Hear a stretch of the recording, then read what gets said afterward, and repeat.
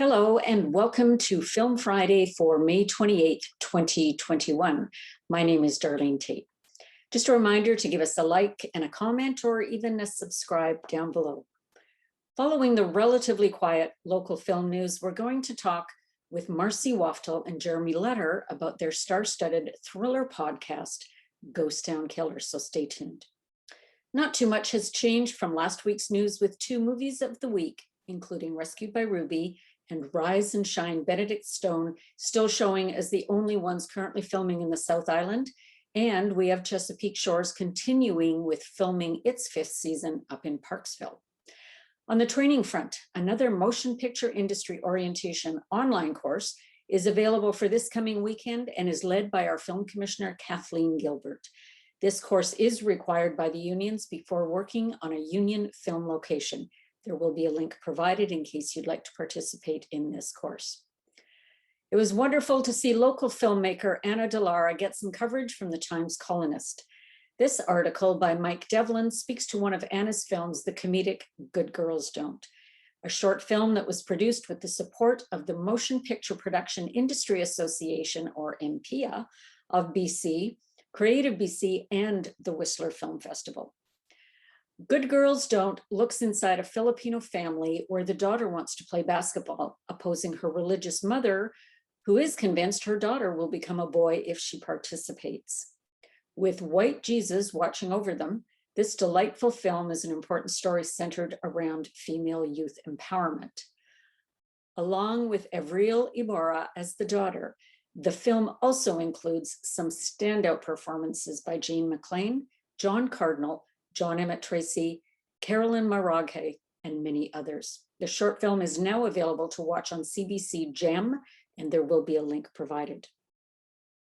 Michael Corrigan, one of Cinevic's board members, interviewed the recent CineSpark winner, Sarah Nicole Foucher, for her winning screenplay, Going Home.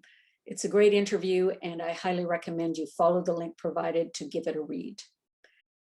And now, please welcome Marcy Waughtal and Jeremy Lutter to talk about the first edition of their podcast, Ghost Town Killer.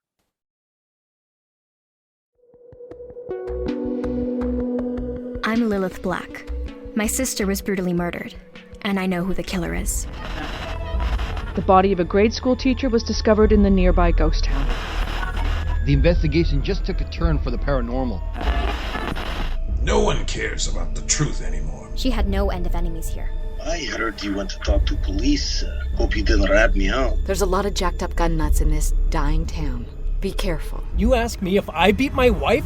I'm obviously being framed. When the brother of the only cop in town has it out for you, it's a good time to start looking out for yourself. I need to know if you can guarantee my safety. These are dangerous people. I'll tell you, you have to promise not to put it in your podcast. I saw something. It looked like a ghost. Amanda? I'm not Amanda, child. This just keeps getting weirder. Ghost Town Killer, a search for my sister's murderer. So welcome, Jeremy and Marcy, and we're thrilled to have you on. Thank you for joining us. Thank you for having us. Yeah. So it's been, I would imagine, a bit of an exciting week for you with the first podcast in Ghost Town Killer being released. So how's the feedback been so far? It's been good. Yeah. Yeah. It has just come out like a few days ago, and we've been in a blur of trying to promote it on Reddit and wherever else in the internet I could type my comments. So it's haven't had time to process it yet, but yeah, a lot of positive feedback, and it's been a long time of us working on this show. Well, which kind of brings me into the first question, which is, you know, what prompted this? Why a podcast from two really well-known filmmakers? What prompted this transition into a podcast? Well, when COVID broke out, I had this was like in February or in March or whenever they did the big lockdown. I had this big to-do list of things I wanted to do last year, and I went through the to-do list and crossed most of the things out because they seemed kind of impossible. Yeah. And then we really wanted to do a creative project, and we had this idea for a for a show or like something that involved a podcaster. And we had written a bunch of notes about it. And that one seemed to stick out when we were thinking about what creative project could we actually get made. We didn't know how bad the plague was going to be at that point. So it was just like, can we tell a creative story and never have other people come into our bubble? Let's try and do an audio drama. Marcy was a big fan of audio dramas, and I had listened to Limetown before, which was a big inspiration for the thing, I guess. And then we decided to take this idea, and since the protagonist was already a podcast investigator, to just do it from the first person, as though we were following her around. Yeah, so I think we underestimated how long the pandemic was going to be, and also how much work an audio only series was going to be. So how did the first conversations go around what the storyline would be? Now, you talked about kind of the influence, but what prompted that specific line of creativity that, it's reminiscent. When I first mentioned it to my husband, he got excited. He said, is that kind of like those ones we used to? He's older. So he said, is that the kind like we used to sit around and listen to, at home? And I said, yeah, that's it. He was quite excited about it. So it's interesting that you've tapped into an older audience along with a younger audience that, for whom podcasts is the thing. But I am curious about that storyline. What made you settle on that dramatic thriller kind of storyline? Just a big fan of murder mysteries, I guess. I'd watched a lot of them and wanted to give our hand at making one of them. Was super impressed with some of the Scandinavian, what they call film, or like Nordic noir, I guess. Just kind of this idea of setting a murder mystery in a bleak kind of place. And I think Canada has some similar landscapes. And this idea of a ghost town kind of came from this, at least unknown to me until I started researching it, that BC actually has quite a few ghost towns in it. So much so that we have an area in British Columbia in the Lower Kootenays called the Valley of the Ghosts, where there are a ton of ghost towns, more per capita than probably anywhere else in Canada. It has something to do with the legal framework of a city, and they fixed it, I think, in the recent history, so this hopefully doesn't happen as much anymore. But it was very easy to start and have towns die, and because of that, there's a big number of ghost towns in British Columbia. And I'd read about some of them, and they just sounded terribly dramatic. I mean, if you can imagine living in a place that is literally shutting down, and some of these places were not small places. Like Cassiar was this town that was up in the north. They had 2 schools and like a field hospital, and the mine shut down and the place ended. Now, did you visit any of those places? Yeah, I've kind of been all over BC. I went up to Ocean Falls, actually. I guess it was 2019. I went up to Bella Bella, and then we took the boat out to Ocean Falls and walked around, and it was quite something. Yes, I can imagine. Yeah, they had, there were schools, there were entire office buildings, entire streets of houses, and like even an apartment block that had just kind of gone back to nature. Now, one of the reasons that prompted me to ask was because of some of the great photography for your marketing. I was curious. Knowing that Shimon took them, I thought, there's no way they actually went to a ghost town. That was actually, I actually Googled closest ghost town.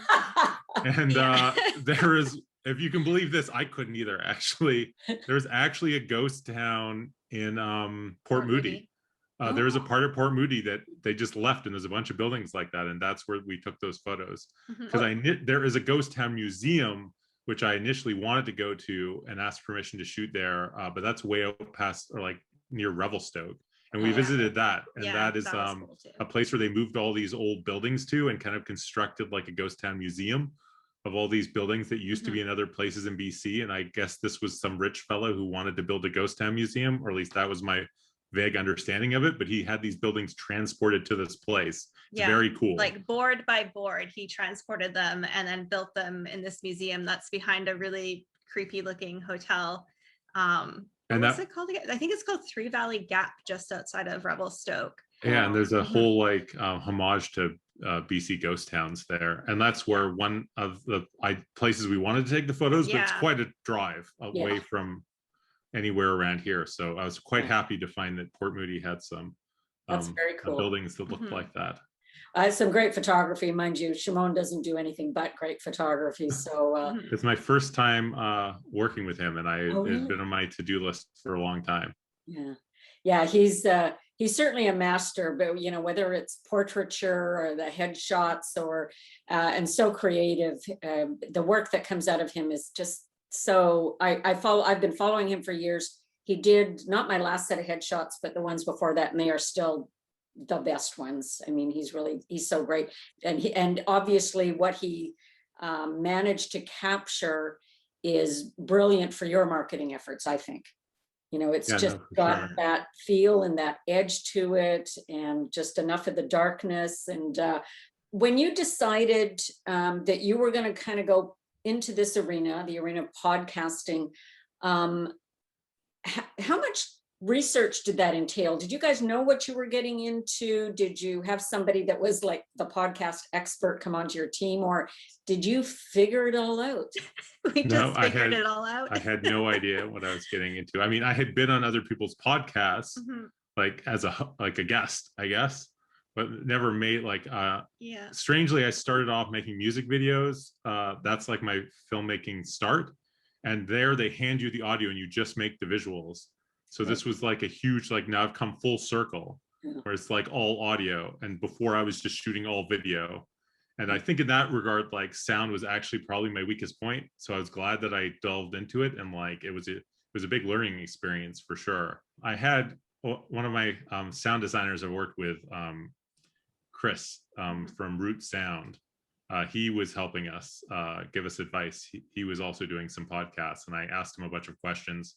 And my Barton Hewitt, he's also lived in Victoria for a time. He's my sound guy that I have always, or most of the time, always used. And I asked him a lot of sound advice about like field recordings and that sort of thing. And it was a learning experience. And I'm kind of intrigued because I can see how in some ways moving into a storytelling format that is pure audio, there must be some part of it that is freeing when you don't have to look at the visual side of it, but at the same time must have felt in some ways restricting.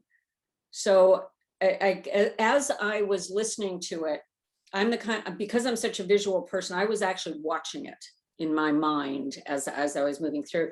But how did you find the writing process, knowing that you were purely in this audio format, that you couldn't kind of support your storytelling with all these, you know, amazing visuals? You had to rely just on the audio. That had to have been quite a different experience for you both. Yeah, there was a big learning curve. For visuals, we actually wrote in a lot more description that Lilith had narrated that never ended up making it in, because once we laid all of the tracks, we realized that you could build a soundscape just based on ambient noises and different effects and different Foley. And so, for example, you could have Lilith say, I walked into this interrogation room. It was a very tense atmosphere. And the environment was very, like, there were fluorescent light, the broken fluorescent light in the ceiling. And then, but when you actually put it down, you realize, she doesn't need to say that she's walking because you can hear her footsteps. You don't need to say that it's a tense environment because you can hear that in like our very talented actors' performances. And you don't need to say there's a broken fluorescent light because that has a very distinctive sound. So that was very eye-opening, just how much of a mental image you could create from sound alone. And I would say like probably about 2/3 of our descriptive writing just came right out once we realized that we could build that image effectively. It was about finding that perfect sound that made an image. I mean, the idea was that you would see it in your head for sure.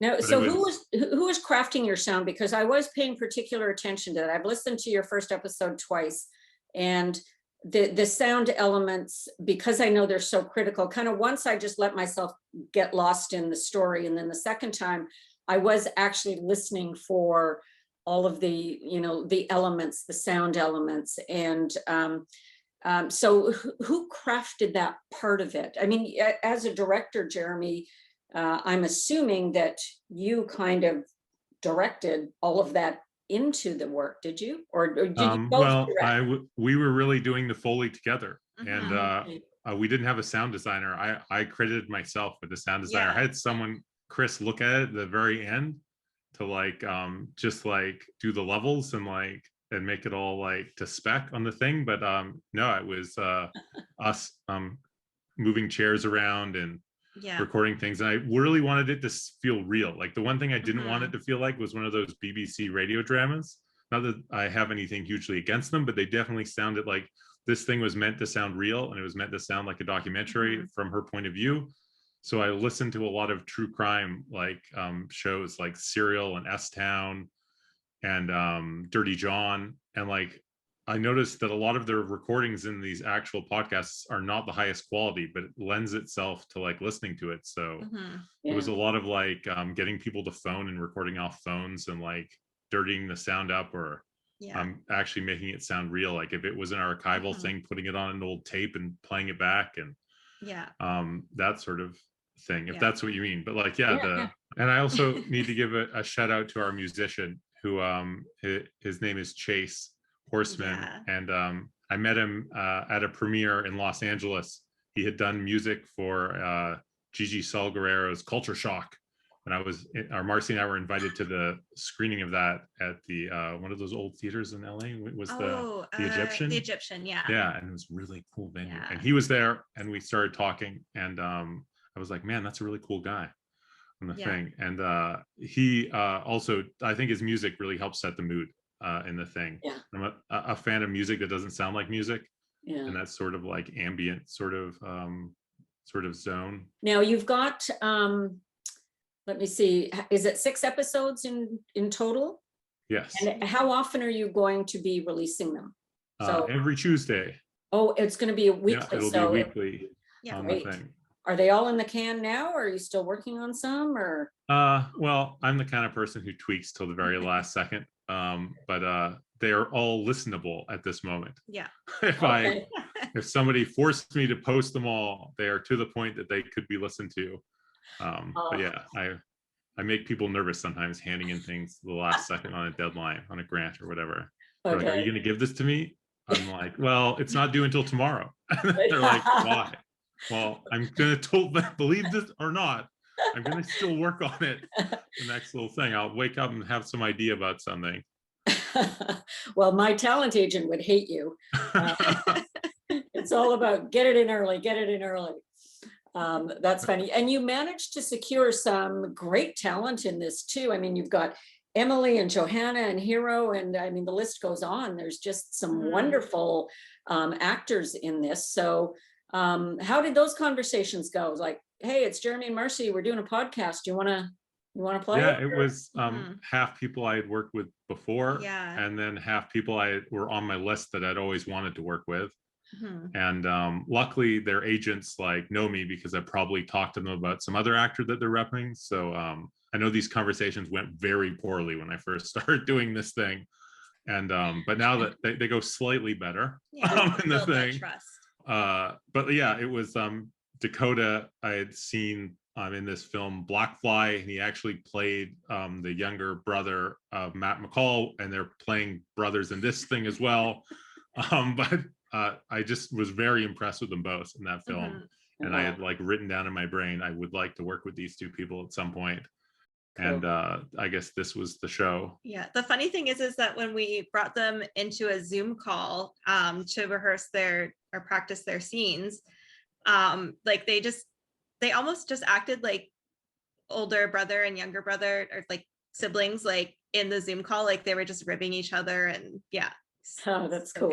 Yeah, it's great when you see that dynamic kind of naturally start to manifest itself. And how did the recording sessions go? Did you record conversations together? Did each actor do their part and you fuse them in, or how did that physically work? I just asked the actors, or said, I'm here to facilitate the best performance, and what would you like to do? Like, because this is such a foreign thing to me, because if I was shooting a movie, I would totally insist on getting everyone together and hashing things out. Yeah. But it's such a weird situation that we find ourselves in, that I probably, if it weren't for COVID, would have like done a table read and tried to get everyone in the same room, but like it didn't seem worth the risk at all about the thing. So it was and everyone had a different like comfort level with what they wanted to do. Half of them wanted to do Zoom meetings where we would record in session and kind of like run it like a scene. The other half just wanted to talk about it and then record on their own. Yeah. And it really had some people, we even sent recordings of their scene partner to them to act against. Or not. I mean, it really depended how alienating the character was. Like, because there were a lot of characters later in the show who are a bit stuck in their own little world. And they actually requested that they didn't want to hear anyone else's lines because they thought the character wouldn't have listened to them anyway. And I agreed. Yeah. And then, so that was interesting. But then like I would send, or we'd listen to those files because they were kind of, the other actors have to react off them or whatever. And it really played it scene for scene, if that makes any sense. Yeah. And sometimes if it was a phone call, I would just get the actors to call each other and then do a recording of them actually on the phone. Barton Hewitt, the sound recordist, when I was asking like what made good sound, because he had always recorded sound on like most of my films, and I just knew that the sound always sounded good, so I didn't have to worry about it. Yeah. And I was just like, oh, Barton, please come out and record sound on the thing, because he's always a bit of a sound artist, being that he like, overly cares about the sound quality, but from a story point of view. So I thought it was interesting. He said, Jeremy, if you like the way it sounds, it's a good sound quality. I was like, that's pretty simple. Oh, I guess so. Yeah, we were so overthinking it before Barton told us that. Yeah. And he was just like, if it sounds good to your ear and you listen to it and you're like, yeah, that sounds good. He goes, you just know about a thing. It's not like people know bad sound when they hear it, or if it doesn't work. Do you ever worry? I worry about this myself. Do you ever worry though, with your own projects that you're so close to? I worry myself that I lose in some ways my ability to hear or see something because I'm so immersed in the project. Yet I can point it out in somebody else's project, like, oh my God, that sound or that visual element, will jump at me. But when I'm in the midst sometimes of doing it, I worry that I'm not seeing or hearing as clearly because I'm so immersed in the project.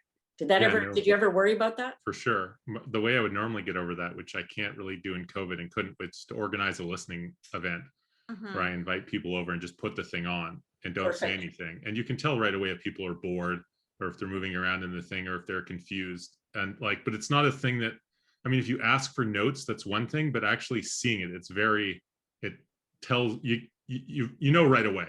Yeah. And the thing like whether or not it's working or not. So it was tough not doing that. Oh, so you didn't try it like with a Zoom or anything? I don't know if it would work. No, I didn't. We sent it off to a bunch of friends who give brutally honest notes. And then I asked them like a bunch of questions about it, trying to like drill into like what they were thinking about it and tried to figure it out that way. But yeah, I will admit that I have lost, I mean, this podcast could sound terrible. I have no idea. I've lost all perspective on the thing. Exactly. Now, I guess with COVID, there has been a real surge in the podcast arena.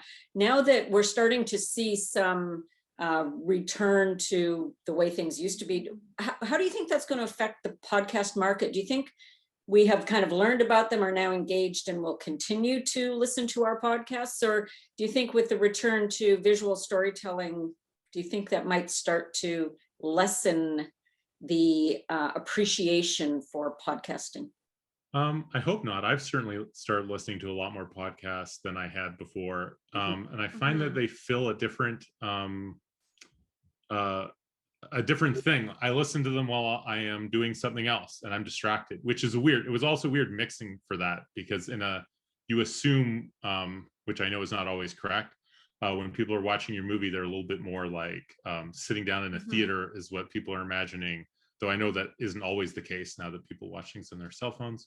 But the podcast is definitely a thing that I put on while I am like in transit or while I am doing something else. And I definitely mixed for that, like in terms of it was a different experience. So I think that a podcast thing fills a different hole. I think so. I hope so. Yeah. Interesting. And that now you've just made me think of another question. As filmmakers, how do you feel about people watching your work on cell phones? I mean, are you horrified or? I just embrace. I mean, I know people are really upset about it, but I'm like, what? I don't know. Yeah. It'd be like you can't change it. Yeah, exactly. So if that's human nature about these things, I definitely start framing shots closer, thinking about like how like they need to be able to read this on their cell phone, sort of thing. That definitely goes through my head. At least with the cell phone, it doesn't mess with the your color correction. Yeah. Or do frame doubling like a lot of the newer TVs do. Yeah. So they might be seeing a more true form of your interesting video then. Once you've released something, it's kind of gone in the world or whatever the way people are going to watch it. So I don't know. I was having a conversation with a filmmaker recently about how the viewing habits have changed, and that has sadly changed filmmaking. Like the slow burn movies are a bit harder to like sell because like everyone sits on these streaming services and could click off any second and have a million other things to do. Where then, you know, if you've committed to, even if you just rented the movie, I'm dating myself now, but you like rented the movie on some format, took it home, you're like, oh, well, I paid money for this. Let's see. Like, but you know, like it's just it's a different situation where like, I don't know, definitely has changed. So you guys have a killer logo and you have a store. I was really impressed. I can buy Ghost Town Killer t-shirts. And well, it was only because the logo looked so damn good. It does. I mean, it does. In all truth, I was getting logo advice from Denver Jackson on the thing. I was like, Denver, I made this logo. How does this logo get better? And then he was like, what happens if you, and then he like explained an idea and I was like, oh, okay. Yeah. I think and moved some stuff around. Yeah. And so before I let you guys go, so what's up next? Are you thinking another podcast? You got some film stuff brewing, or what's the plan? Ooh, I have two things. One, I had making a second feature film was one of the things I crossed out when I was looking at COVID, and that is still sitting there. Ryan Bright, Ryan Bright wrote a script, a real low budget thriller, like a serial killer movie. And I'm very wanting to get that off the ground. I have some idea, like it's sort of roughly formulated. I'm just waiting for COVID to get better. Yeah. Hopefully that is soon. It sounds like it could be soon. Yeah. Yeah. And then I think that Marcy and I are going to pursue turning Ghost Town Killer into some visual format. Oh, wow. In terms of that, probably documentary or faux documentary. Maybe not. I don't know. We're just at the beginning stages of looking at what that would look like. I just really love the characters in the thing, and then trying to figure out like the best avenue for doing that in a cost-effective manner. But yeah, that's interesting. All right. Well, we'll let you go then. Thank you so much for joining us, and much success with the rest of these episodes and with what is next for you guys. It sounds exciting. Yeah. Awesome. Thank you. Thank you so much for having us again. Okay. Thanks. Bye. Bye. And that's it for Film Friday for May 28th, 2021. We hope you enjoyed this week's episode and have a safe week.